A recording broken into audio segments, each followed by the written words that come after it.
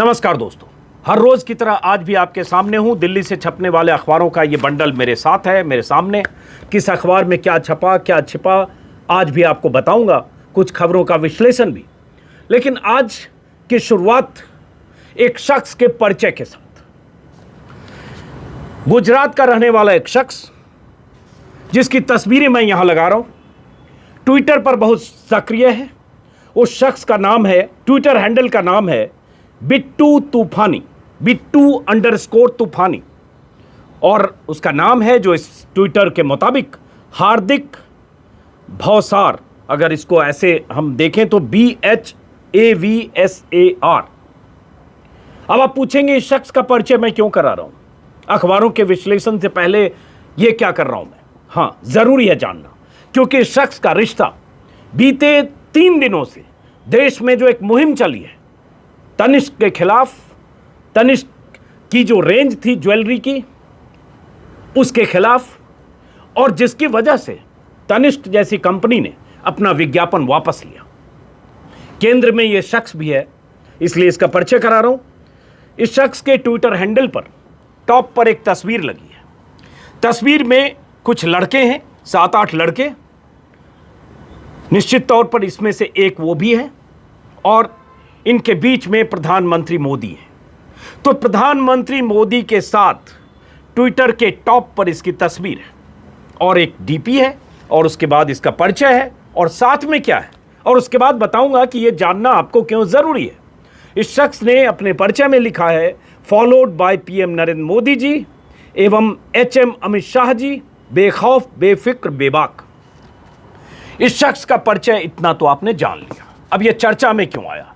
चर्चा में तब आया जब तनिष्क ने एक अपनी ज्वेलरी का एक रेंज लॉन्च किया, उसके साथ एक विज्ञापन तनिष्क ने लॉन्च किया। टाटा की कंपनी है, जिस विज्ञापन में, उस विज्ञापन के बारे में आप बीते 2 दिनों से जान और सुन चुके होंगे। कल भी मैंने वीडियो बनाया, जिसमें एक परिवार में गोद भराई की रस्म हो रही है।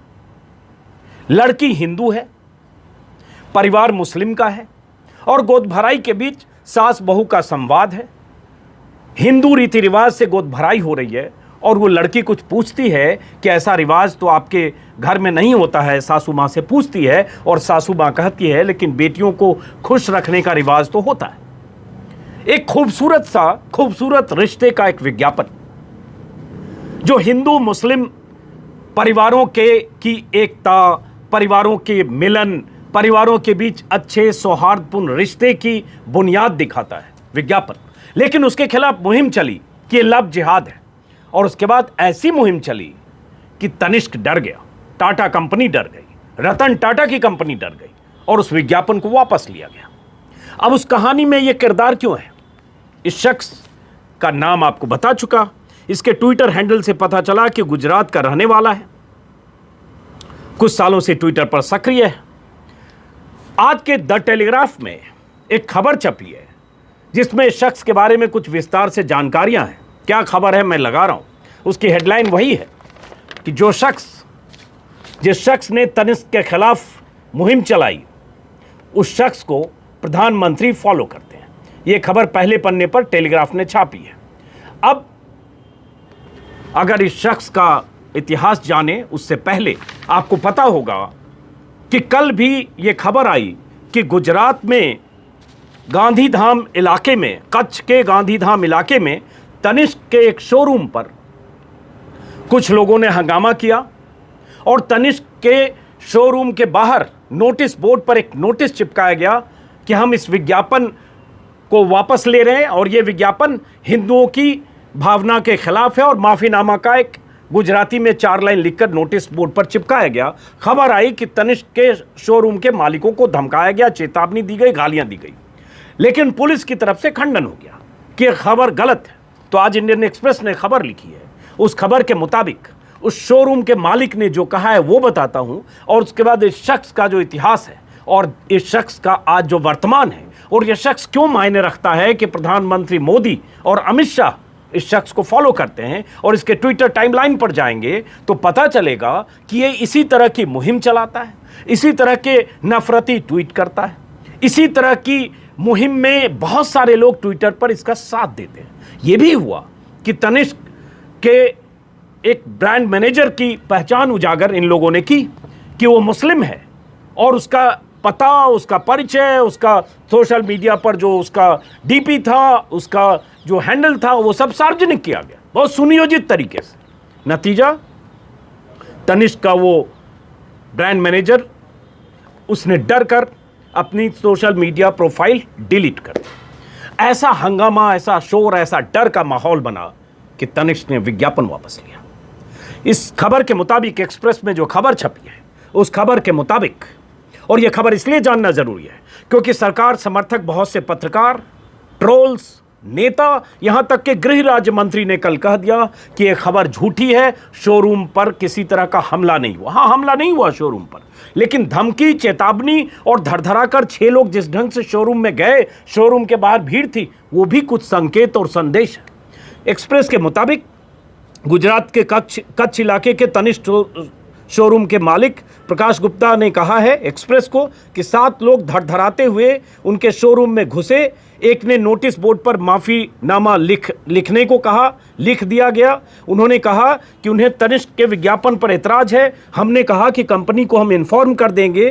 तो जिस नोटिस बोर्ड पर सोने के भाव लिखे जाते हैं उसी पर लिख दिया गया कि हम इस विज्ञापन के लिए हिंदुओं से माफी मांगते हैं। ये जबरन हुआ, और उसके बाद सरकार के मंत्री और बहुत सारे पत्रकारों ने कहा ऐसा कुछ हुआ नहीं। तो और धमकाना क्या होता है, चेतावनी क्या होती है, डर क्या होता है? और उसी में खबर में आगे है कि जो शोरूम के ओनर हैं उन्होंने पुलिस को सूचना दी, पुलिस आई, उन्होंने शिकायत लिखित देने से उन्होंने बचने की कोशिश की। जाहिर है, एक डर होता है कि आज हम लिखित शिकायत दे देंगे, इतने लोग कल को फिर घेरने आ जाएंगे, उनका बिजनेस है, उनका कारोबार है, और ये डर के माहौल में उन्होंने शिकायत नहीं दी। तो पुलिस के अधिकारी की तरफ से एक बयान आया कि ये फेक न्यूज फैलाया जा रहा है, कोई धमकी, चेतावनी, ऐसी कोई बात नहीं। हाँ, हमला नहीं हुआ, हमले की खबर जो आई प्राथमिक तौर पर हमला नहीं था, लेकिन हाँ वहाँ घुसे, वहाँ हंगामा हुआ, डर जैसा माहौल था, और जिस ढंग से धड़धड़ाते हुए लोग घुसे, इसी में प्रदीप जो MOS होम प्रदीप जडेजा की तरफ से कल खबर आई कि शोरूम के हमले की खबर गलत है, लेकिन शोरूम के स्टाफ के मुताबिक सोमवार शाम को बाहर काफ़ी लोग जमा हुए, उन्हीं में से कुछ लोग भीतर आए, धमकाया भी, गालियां दी, और उसके बाद ऐसा माफ़ीनामा वहाँ शोरूम के बाहर लगाया गया जहाँ सोने का भाव लिखा जाता है। तो इसको क्या समझें? और उसके बाद उस विज्ञापन को लेकर दुनिया भर से जो विज्ञापन एजेंसियां हैं, विज्ञापन के कारोबार से जुड़े लोग हैं, उन जुड़े लोगों ने भी, अलग अलग संगठनों ने कहा है उस विज्ञापन में ऐसा कुछ नहीं है। उस पर हम आगे आते हैं दोस्तों, लेकिन फिलहाल इस शख्स के बारे में थोड़ी और जानकारी पहले पन्ने पर छापा है टेलीग्राफ ने, और वही जानकारी है इस शख्स के बारे में। और उसके बाद इनके ट्विटर हैंडल को अगर आप देखेंगे तो पता चलेगा कि लगातार इसी तरह की न सिर्फ ट्वीट करते हैं बल्कि ऐसी ही मुहिम चलाते हैं। और उसके बाद एक और ट्वीट है जिसमें इन्होंने लिखा है, तनिष्क ज्वेलरी शोरूम के बाहर लिखा हुआ पोस्टर चिपकाया गया है, और उसके बाद ये जीत है राष्ट्रवाद की, ये जीत है हिंदू एकता की, ये जीत है सनातन धर्म की। अब आप बताएं कि तनिष्क के बाहर माफीनामा पोस्टर कैसे लगा, ये मैंने आपको बता दिया। अब इसको एकता की जीत, राष्ट्रवाद की जीत, सनातन धर्म की जीत, और जो शख्स ये लिख रहा है उसे फॉलो करते हैं प्रधानमंत्री मोदी, गृह मंत्री अमित शाह। और ये पहली बार ऐसा नहीं हुआ है कि ऐसे लोगों को प्रधानमंत्री फॉलो करते हैं, पहले भी ऐसा हो चुका है। जब गौरी लंकेश, बेंगलुरु की पत्रकार, लेखिका, उनकी हत्या हुई थी, गोलियों से छलनी कर दिया गया था, तब भी गौरी लंकेश की हत्या पर जो लोग जश्न मना रहे थे उनमें एक दधीच नाम का शख्स भी था, पूरा नाम अभी याद नहीं आ रहा। उस शख्स को भी प्रधानमंत्री मोदी फॉलो करते हैं। और ये बीते 5 सालों में कई ऐसे चेहरे सामने आए हैं जो कट्टर हिंदुत्ववादी, नफरती सोच के लोग हैं। ऐसे मौके पर हिंदू मुस्लिम के बीच खाई खोदने के लिए जान लगाते हैं, मुहिम चलाते हैं, उनके ट्वीट्स को हजारों लोग आगे बढ़ाते हैं, उनके संगठन की तरह काम करते हैं, और उन्हें प्रधानमंत्री मोदी या अमित शाह फॉलो करते हैं, जैसे इस शख्स को कर रहे हैं। इस शख्स के बारे में टेलीग्राफ ने यह भी लिखा है कि 2018 में जब यूपी की एक हिंदू लड़की और मुस्लिम लड़के की शादी जिनकी हुई थी, उन्हें पासपोर्ट नहीं मिला, और उन्होंने शिकायत की कि चूंकि वो हिंदू हैं और मुस्लिम से शादी की, इसलिए कहीं पासपोर्ट अधिकारी उन्हें पासपोर्ट देने में आनाकानी कर रहा है। सुषमा स्वराज तब विदेश मंत्री थी, उन्होंने दखल दिया, सख्त कार्रवाई की और उसके बाद कहा इन्हें पासपोर्ट जारी किया जाए। तो सुषमा स्वराज को भी ट्रोलिंग की गई, इस कदर ट्रोलिंग की गई कि उसकी कल्पना आप नहीं कर सकते। तब जबकि सुषमा स्वराज इसी सरकार की मंत्री थी और उन्हें जिन लोगों ने ट्रोलिंग की उसमें भी यह शख्स था जिसका परिचय मैं यहां लगा रहा हूं, जिसकी तस्वीर प्रधानमंत्री मोदी के साथ है। अब इससे आप अंदाजा लगा सकते हैं, यही टेलीग्राफ ने विस्तार से छापा है और यह खबर इस तरह से सिर्फ द टेलीग्राफ में छपी है। इसलिए मैं कहता हूं क्या छपा क्या छिपा जानना जरूरी है, परिचय। और इस शख्स से जुड़े और भी लोग ट्विटर पर सक्रिय हैं, उन लोगों ने भी इसी तरह से मुहिम चलाई और उस मुहिम का डर और खामियाजा तनिष्क के उस विज्ञापन ने, तनिष्क डरा, ये सारे सवाल मैं कल के वीडियो में कह चुका हूं। लेकिन सवाल ये उठता, लोग डरते क्यों हैं? इतनी बड़ी कंपनी, टाटा जैसी कंपनी, तनिष्क जैसा ब्रांड डर जाता है। डर की वजह है जब ऐसे अलग अलग शहरों में, देश के अलग अलग शहरों में उनके शोरूम में बिजनेस पार्टनर हैं, फ्रेंचाइजी हैं, कर्मचारी हैं, अगर वहाँ ऐसे 10, 20, 25 लोग वहाँ पहुँचें, उत्पात मचाएं, डराएं, चेतावनी दें, लूट लें, कुछ और कर दें, कोई ऐसी घटना कर दें, तो क्या करेंगे लोग? कहाँ कहाँ पुलिस सुरक्षा होगी? और वो भी तब जब ऐसे शख्स भी ऐसी मुहिम को चलाते हैं जिन्हें खुद प्रधानमंत्री फॉलो करते हैं। तो डर की कल्पना आप कर सकते हैं। जिसका कारोबार है, जिसका बिजनेस है, जिसका ब्रांड है, उसका डर भी कई बार वाजिब होता है। इस कहानी से शायद आप समझ पा रहे होंगे। इकोनॉमिक टाइम्स ने अंदर एक खबर छापी है पेज नंबर 2 पर कि विज्ञापन की जितनी बॉडीज हैं जो दुनिया में अलग अलग मुल्कों में है, जिसमें न्यूयॉर्क में भी है, उन्होंने भी कहा है कि ये विज्ञापन ऐसा कुछ नहीं था जिसकी वजह से इस विज्ञापन को इस विज्ञापन के खिलाफ मुहिम चली। और न्यूयॉर्क बेस्ड एक इंटरनेशनल एडवर्टाइजिंग एजेंसी संगठन है IAA, उसने भी कहा है, भारत सरकार से अपील की है कि भारत में ऐसे माहौल को नियंत्रित किया जाए और ऐसे माहौल में सेफ माहौल दिया जाए जिससे इस तरह के विज्ञापन और इस तरह के जो कारोबार हैं, ब्रांड हैं, एडवर्टाइजिंग एजेंसीज हैं, उनके हितों की रक्षा हो। और विस्तार से खबर टेलीग्राफ ने भी और इकोनॉमिक टाइम्स ने भी छापी है अलग। तो कोई नहीं कह रहा इस विज्ञापन में ऐसा कुछ है, और वाकई नहीं है। एक खूबसूरत संदेश वाला विज्ञापन है, कौमी एकता, हिंदू मुस्लिम के बीच एक अच्छे रिश्ते, उस तरह का संदेश है। लेकिन इस संदेश से भी ऐसे नफरती लोगों को इसमें लव जिहाद दिखता है और इसको लव जिहाद की तरह साबित करते हुए ऐसा माहौल बनाया कि ये विज्ञापन विड्रॉ करना पड़ा टाटा को। गौर करिएगा, टाटा को। तो डर कहां तक है इसको आप समझ लीजिए। फिलहाल इस खबर को दोस्तों यहीं खत्म करते हुए दूसरी खबर की तरफ चलते हैं, बाकी खबरों की तरफ। अब दूसरी जो एक बड़ी खबर है, जो पब्लिक इंटरेस्ट की एक बड़ी खबर है, वो अखबारों की सुर्खियां हैं जो सुप्रीम कोर्ट ने एक बार फिर से केंद्र सरकार को फटकार लगाई है मॉरेटोरियम के मुद्दे पर और कहा है कि आम आदमी के दर्द को समझिए, उनकी दिवाली सरकार के हाथों में। जरा सोचिए, दिवाली आ रही है और मॉरेटोरियम को लेकर सुप्रीम कोर्ट में कई याचिकाएं हैं। बार बार मांग ये की जा रही है कि मॉरेटोरियम की अवधि बढ़ाई जाए, जिस पर सरकार इनकार कर चुकी है कई बार। लेकिन उसके बाद लगातार कोर्ट में ये दलील दी जा रही है याचिकाकर्ताओं की तरफ से कि ब्याज पर ब्याज जो बैंक ले रहा है मॉरेटोरियम की अवधि का, उसमें छूट दी जाए।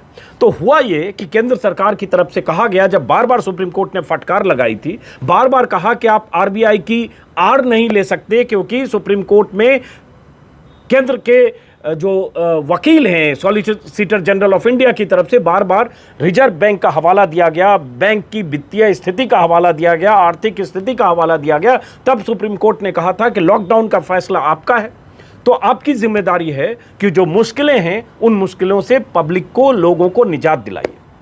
उसके बाद क्या हुआ कि सुप्रीम कोर्ट में कहा गया सरकार की तरफ से कि 2 करोड़ तक के कर्ज पर ब्याज माफ करने का फैसला हम कर सकते हैं और फैसला लागू करने का भरोसा दिया गया। लेकिन वो फैसला लागू नहीं हुआ।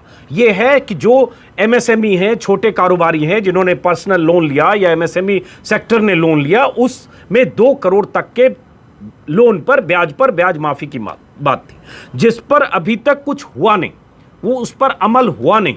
तो उसी पर सुप्रीम कोर्ट ने फटकार लगाई है। अखबारों की हेडलाइन है, आम आदमी के दर्द को समझिए, ये अमर उजाला ने छापा है। बहुत सारे अखबारों की, टाइम्स ऑफ इंडिया की भी पहली लीड है, ज़्यादातर अखबारों ने छापा है। ये टाइम्स ऑफ इंडिया की भी पहली लीड है। भास्कर ने भी बहुत प्रमुखता से खबर छापी है, चूंकि ये बड़ी खबर है। हिंदुस्तान ने भी पहले पन्ने पर है, सख्ती, केंद्र दिवाली से पहले मॉरेटोरियम पर छूट को लागू करे। केंद्र सरकार ने कई बार फटकार के बाद, कई बार की सुनवाई के बाद भरोसा तो दे दिया, क्योंकि सुप्रीम कोर्ट ने केंद्र की कान पकड़ रखी थी। सुप्रीम कोर्ट बार बार कह रहा था कि आपकी जिम्मेदारी है, आप लोगों का ख्याल करिए, जिनका रोजगार ठप हुआ, जिनका कारोबार ठप हुआ, उनको कुछ तो सुविधा दीजिए। आप बैंकों की चिंता मत करिए, आप पब्लिक की चिंता करिए। बार बार फटकार के बाद केंद्र की तरफ से ये भरोसा तो दिया गया, लेकिन उस पर अमल नहीं किया गया है। और इसी की हेडलाइन सब अखबार में है। उसके बाद मैं बताता हूँ कि क्या हुआ, और उसके बाद सवाल ये, जैसे भास्कर ने छापा, आम आदमी की दिवाली आपके हाथ में, ठोस कदम उठाएं। 2 करोड़ तक के लेनदारों को छूट का लाभ जल्द मिलना चाहिए, एक्शन प्लान लेकर आने को कहा है। और याचिकाकर्ता ने कोर्ट में कहा है कि बैंकों को कोर्ट के आदेश की परवाह नहीं, मनमानी कर रहे हैं। कोर्ट के आदेश के बाद भी ये कुछ हुआ नहीं। तो इसमें क्या है दोस्तों, प्रधानमंत्री मोदी लॉकडाउन उन्होंने लगाया, देश को नई दिशा देने की बात करते रहते हैं। उस समय महाभारत का जिक्र किया, 18 और 21 दिन का जिक्र किया। उसके बाद लॉकडाउन लंबा चला, चलिए देश की मजबूरी, कोरोना ने शिकंजे में ले रखा, आज भी खतरा है, तो लॉकडाउन एक्सटेंशन होता रहा। लेकिन अब सवाल उठता है कि अगर आप कोई भरोसा देते हैं तो फिर उसकी जिम्मेदारी भी आपकी है। यही कोर्ट ने कहा है। और कोर्ट ने कहा है कि हमारी चिंता इस बात को लेकर है कि कर्जदारों को ब्याज माफ़ी का लाभ कैसे दिया जाए। और ये केंद्र के हलफनामे को लेकर ही बार बार फटकार लग रही है, और देरी होने से सरकार को कोई फ़ायदा नहीं है, सरकार की तरफ से कहा गया। लेकिन याचिकाकर्ता कह रहे हैं कि बैंकों ने ब्याज लेना शुरू कर दिया। हम छोटे लोग हैं जिन्होंने छोटा कर्ज 2 करोड़ से कम लिया है, बैंकों को चक्रवृद्धि ब्याज नहीं लगाना चाहिए। इस पर पीठ ने कहा, हम पहले ही आदेश घोषित कर चुके हैं, आदेश दे चुके हैं, माफ़ करें, आदेश पहले ही दे चुके हैं, बैंक एनपीए घोषित नहीं कर सकते। और उसके बाद ये बहस और जिरह, और उसके बाद पूछा है सुप्रीम कोर्ट ने, जजों ने, 3 जजों की पीठ थी, justice Ashok Bhushan, justice R Subhash Reddy और जस्टिस MR शाह की पीठ ने वीडियो कॉन्फ्रेंसिंग के जरिए सुनवाई में ये कहा है। तो सारे अखबारों की आप इसी से समझ लीजिए कि सरकार को कितनी चिंता इन कारोबारियों की है जिनका धंधा पूरी तरह चौपट हुआ। यह हर अखबार में मोटे तौर पर खबर है, और खबर इसलिए भी है क्योंकि दिवाली आ रही है। तो यही सुप्रीम कोर्ट ने कहा है, देरी आम आदमी के हित में नहीं है, उसकी दुर्दशा देखें। हम आदेश पारित नहीं कर रहे, मगर आप आम आदमी की दुर्दशा पर विचार करें। छोटे लोगों के लिए राहत देना एक स्वागत योग्य निर्णय है, लेकिन कुछ करिए तो सही सरकार। तो ये खबर है। उसके बाद एक बड़ी खबर है दिल्ली और NCR को लेकर। NCR मतलब दिल्ली, गाजियाबाद, ग्रेटर नोएडा, नोएडा, फरीदाबाद, गुरुग्राम, इन सभी इलाकों में अब आज से ही जनरेटर पर मार्च तक के लिए पाबंदी लग गई है। और क्यों लगी है? प्रदूषण से बचाने के लिए। मेरे पीछे का आसमान शायद आप देख पा रहे होंगे, कुछ दिन पहले तक ये आसमान क्रिस्टल क्लियर साफ दिखता था, अब यहां धुंध दिखने लगी है। और ये धीरे धीरे जैसे जैसे हवा में प्रदूषण बढ़ेगा और ये धुंध, आसमान साफ दिखना बंद होगा, इसकी चिंता में ही ये हुआ है। और ये अखबारों की हेडलाइन है। लेकिन इसके साथ जो दूसरी चिंता है वो बताता हूँ। आज के अखबारों की हेडलाइन है, NCR में जनरेटर आज से बंद। सुनने में तो अच्छा लगता है, चलिए जनरेटर बंद हो गया, लेकिन उसके बाद मुश्किल यहाँ से शुरू होने वाली है। दिल्ली NCR में आज से ग्रैप लागू। ग्रैप बोलते हैं graded response action plan. Grab लागू हो गया। इसके तहत एजेंसियों को पाबंदियों से इसे लागू करना पड़ेगा। जहां डीजल, पेट्रोल और मिट्टी तेल से चलने वाले जनरेटर पूरी तरह प्रतिबंधित होंगे और 15 मार्च तक ये लागू होगा। सिर्फ जरूरी सेवाओं में डीजल जनरेटर की अनुमति होगी, जिसमें medical, hospital, elevator, railway services, metro, airport, ये सब हैं। और उसके बाद इसमें हेल्थ इमरजेंसी आते ही निर्माण कार्यों, इंडस्ट्रीज पर लगेगी रोक। और उसके बाद इसके लिए पेट्रोलिंग करने का प्रावधान है कि जो इसका उल्लंघन करेंगे उन्हें सख्त पेनल्टी और कार्रवाई का सामना करना पड़ेगा। 50 टीमें प्रदूषण निगरानी करेंगी। 28 फरवरी तक काम करेगी टीमें। और उसके बाद इसी में खबर है कि दिल्ली की हवा बुधवार को भी खराब श्रेणी में रही और औसत वायु गुणवत्ता सूचकांक 276 रहा। और ये दिल्ली, नोएडा, गाजियाबाद, पूरे इलाके की समस्या है। लेकिन इससे बड़ी समस्या क्या है दोस्तों, हर अखबार की हेडलाइन है मोटे तौर पर, चूंकि अगर आप देखेंगे एनसीआर के लिए तो एनसीआर वालों के लिए बहुत बड़ी खबर है। अब दिल्ली में बिजली की कम दिक्कत होती है, लेकिन असली दिक्कत होती है आसपास के इलाकों में। नोएडा, गाजियाबाद, ग्रेटर नोएडा, फरीदाबाद, गुरुग्राम, उन सारे इलाकों में जहां बिजली कई बार 6-6 घंटे नहीं होती है। 6-6 घंटे मतलब 24 घंटे में, कभी 1 घंटे गई, कभी 20 मिनट गई, कभी आधे घंटे गई। मैं जहां रहता हूं वहां भी जनरेटर, सोसाइटी का जनरेटर चलता है। गर्मियों में तो 6-6 घंटे जनरेटर चलता है। अब ये सारे जनरेटर बंद होंगे तो सवाल उठता है, सरकार की जिम्मेदारी है कि बिजली सप्लाई, पावर सप्लाई अबाध गति से लागू हो, जारी रहेगा या नहीं। अगर पावर सप्लाई नहीं होगा तो फिर मुश्किलें होगी, अंधेरे में रहने की मजबूरी होगी, क्योंकि अब जिन्होंने जनरेटर, जिन सोसाइटीज में, जिन कॉलोनी में जहां भी जनरेटर की सुविधा है, उनके पास और वैकल्पिक इंतजाम नहीं है। तो सवाल उठता है सरकार की यह जिम्मेदारी पावर सप्लाई की। हालांकि इसमें यह भरोसा दिया गया है, सरकार को भी कहा गया है कि सरकार पावर सप्लाई सुनिश्चित करे, लेकिन देखना है कि पावर सप्लाई सुनिश्चित होती है कि नहीं। इसी में है सब जगह। गाजियाबाद में आज से नहीं चलेंगे जनरेटर, कंट्रोल रूम हर घंटे की जानकारी देगा। केंद्रीय पर्यावरण मंत्रालय के मुताबिक 15 अक्टूबर से 28 फरवरी तक सीबी की 50 टीमें गाजियाबाद, हाँ इसमें कुछ और इलाके हैं, ये मैं शुरू में नहीं बताया आपको, जो एनसीआर से बाहर हैं, लेकिन वहाँ भी ये लागू होगा जनरेटर बंद होने का, जिसमें पानीपत, बल्लभगढ़, सोनीपत, राजस्थान के भिवाड़ी, अलवर, भरतपुर तक शामिल है। आप जरा सोचिए कितनी दूर तक मामला गया ये, तो सिर्फ एनसीआर नहीं है। तो 4 राज्य इससे अफेक्टेड हैं, दिल्ली, यूपी, राजस्थान और हरियाणा।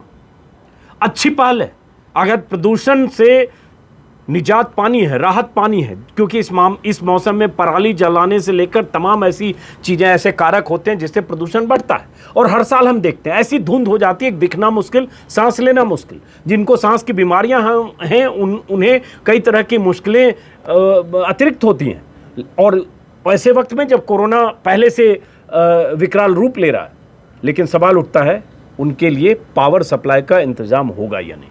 तो ये देखना है, बड़ी खबर है, देखते हैं, इस पर नज़र होगी। और हर रोज़ अगर अंधेरे की जानकारी, खबर आएगी पावर सप्लाई की किल्लत, मैं कोशिश करूंगा वीडियो के ज़रिए पहुंचाऊं। और आप भी इन इलाकों में अगर रहते हैं और बिजली किल्लत का सामना करते हैं, अंधेरे में रहना पड़ता है, तो अपने वीडियो बनाकर मेरे मेल पर भेज सकते हैं, क्योंकि सरकार की जिम्मेदारी सरकार को बार बार हम सबको बतानी होगी। तो चलिए, यहाँ से ये खबर है। उसके बाद एक बड़ी खबर और है।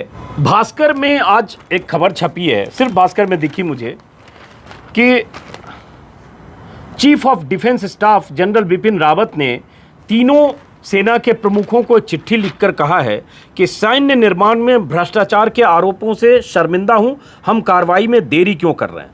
और इसमें यह जानकारी मिली है कि सेना की दक्षिण पश्चिम कमान के तहत राजस्थान में 125 करोड़ रुपए की लागत से एक आयुध स्टोरेज बनाने के मामले में भ्रष्टाचार के मामले सामने आए हैं, और उसके बाद उसे गिराने का आदेश का हवाला भी पत्र में दिया गया है।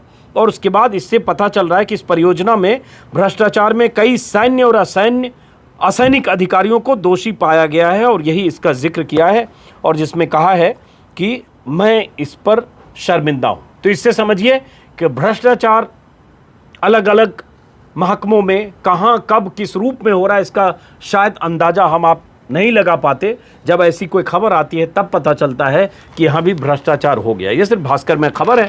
उसके अलावा पहले पन्ने पर एक खबर है, चीन का जिक्र अक्सर मैं करता हूँ। अब आज क्या है, भास्कर में ही है। राष्ट्रपति जिनपिंग ने चीन की सेना से कहा युद्ध के लिए तैयार रहें, और लद्दाख में सीमा पर तनाव के बीच चीनी नेता का भड़काने वाला बयान। इससे आप अंदाजा लगाइए, कल क्या बता रहा था कि दोनों देशों के बीच रचनात्मक और सकारात्मक बातचीत हुई। कल किसी अखबार से पढ़कर आपको बताया, आज देखिए जिनपिंग कह रहे हैं, और ये मैं बार बार कह रहा हूँ, चीन इतनी आसानी से पीछे हटने वाला नहीं है। खबर छिप जाए, खबर छप जाए, खबर न पता चले, सरकार की तरफ से कहा जाए कि स्थिति बिल्कुल नियंत्रण में है, सब हम चीन को चेतावनी कई बार दे चुके हैं, कड़ी निंदा चीन की हरकतों की तो कर ही चुके हैं, अक्सर करते हैं। कड़ी निंदा मंत्री इस देश में हैं, आप जानते हैं, उनका पोर्टफोलियो बदल गया है इस नई सरकार में। तो सब कुछ होने के बाद चीन अब भी वहीं है जहां मई में था, जहां अप्रैल में था। मतलब भारतीय दावेदारी वाले एलएसी के इस पार कुछ इलाकों में चीन ने कब्जा जमा रखा है, मोर्चेबंदी कर रखी है। और उसके बाद अब शी जिनपिंग की तरफ से ये कहना, शी जिनपिंग मंगलवार को मिलिट्री बेस, एक इलाके के मिलिट्री बेस के दौरे पर उन्होंने कहा है कि सैनिकों को आदेश दिया है कि युद्ध के लिए हाई अलर्ट लेवल की तैयारियां बनाए रखें। हालांकि चीन को भी ये समझना पड़ेगा कि ऐसी स्थिति अब भूल जाए चीन की हाई अलर्ट रखें और भारत को चेतावनी और धमकी दें, और उससे भारत डरने वाला है।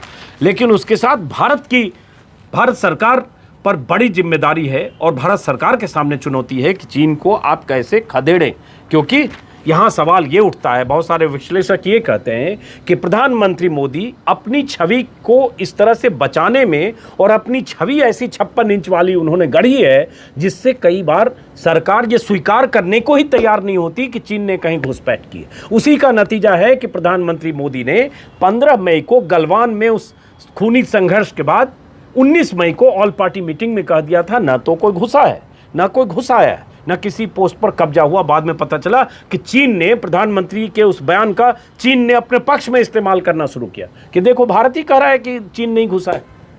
तो इसलिए भारत सरकार को चीन की हरकत को कबूल करते हुए, देश को भरोसे में लेते हुए स्ट्रेटजी बनानी होगी कि चीन कैसे पीछे जाएगा। तो ये सिर्फ एक अखबार में है, छिटपुट बाकी अखबारों में है, चूंकि शी जिनपिंग के हवाले से। एक खबर जो बहुत जरूरी है दोस्तों, केंद्र सरकार को, मोदी सरकार को टेलीविजन चैनलों से इतनी मोहब्बत है, इतनी मेहरबान है सरकार कि चाहे सुप्रीम कोर्ट हो, चाहे बॉम्बे हाई कोर्ट हो, चाहे दिल्ली हाई कोर्ट हो, चाहे कोई भी कोर्ट हो, जैसे ही बात आती है कि क्या टेलीविजन चैनलों को रेगुलेट करने के लिए किसी मैकेनिज्म की ज़रूरत है, किसी गाइडलाइन की ज़रूरत है, केंद्र सरकार खड़ी हो जाती है ढाल और कवच बनकर कि नहीं हुजूर, टेलीविजन चैनल बहुत अच्छे से चल रहे हैं, एकदम रेगुलेटेड हैं, एकदम अपने सही रास्ते सही ट्रैक पर चल रहे हैं, कुछ भी करने की ज़रूरत नहीं है, आप निश्चिंत रहें। यही हुआ है। बॉम्बे हाईकोर्ट में केंद्र की तरफ से कहा गया है कि टेलीविज़न चैनल के लिए किसी तरह की रेगुलेशन की ज़रूरत नहीं है, पर्याप्त रेगुलेशन के मैकेनिज्म हैं। और कहा कब गया? जब बॉम्बे हाईकोर्ट में कई याचिकाएं दायर की गई हैं सुशांत सिंह राजपूत के मामले में। जिस ढंग से मीडिया ट्रायल हुआ, सरकार और पुलिस को बदनाम करने की मुहिम चली, कोशिशें चली, फर्जी खबरें चली महीनों तक, उसके खिलाफ महाराष्ट्र के 8 पूर्व पुलिस अधिकारियों ने भी याचिका दायर की। इसके अलावा कई याचिकाएं। उन याचिकाओं की सुनवाई के दौरान बॉम्बे हाईकोर्ट ने केंद्र से कहा था कि जिस तरह से प्रिंट को रेगुलेट करने के लिए या प्रिंट मीडिया की शिकायत सुनने के लिए प्रेस काउंसिल ऑफ इंडिया है, क्या उस तरह से टेलीविजन के लिए किसी रेगुलेटरी अथॉरिटी, सेल्फ रेगुलेशन के किसी मैकेनिज्म की ज़रूरत है या नहीं? केंद्र ने कहा नहीं ज़रूरत है, बहुत अच्छा चल रहा है। और ये केंद्र की तरफ से कहा गया है। आज सिर्फ मुझे ये खबर दिखी इंडियन एक्सप्रेस में, पेज नंबर 12 पर इंडियन एक्सप्रेस में खबर है। और आपको बता दूं, ये केंद्र सरकार और मोदी सरकार ये बार बार ऐसा कहती क्यों है? मैं इस पर पहले भी कई बार वीडियो बना चुका हूँ। इसमें हेडिंग यही है, we don't justify media trial, have enough regulation, centre to HC। और इसमें कहा क्या है?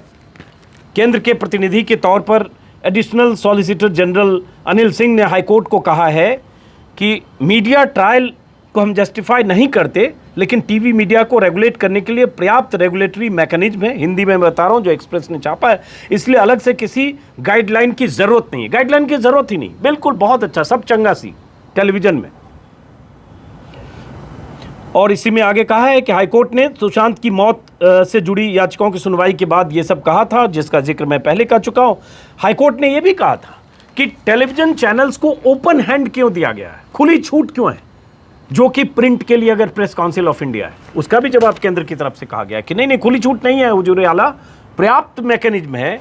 और अनिल सिंह की तरफ से कहा गया है कि केबल टीवी रेगुलेशन के प्रावधानों का जिक्र करते हुए दलील दी गई कि टीवी मीडिया के कंटेंट पर नज़र रखने के लिए पर्याप्त उपाय हैं।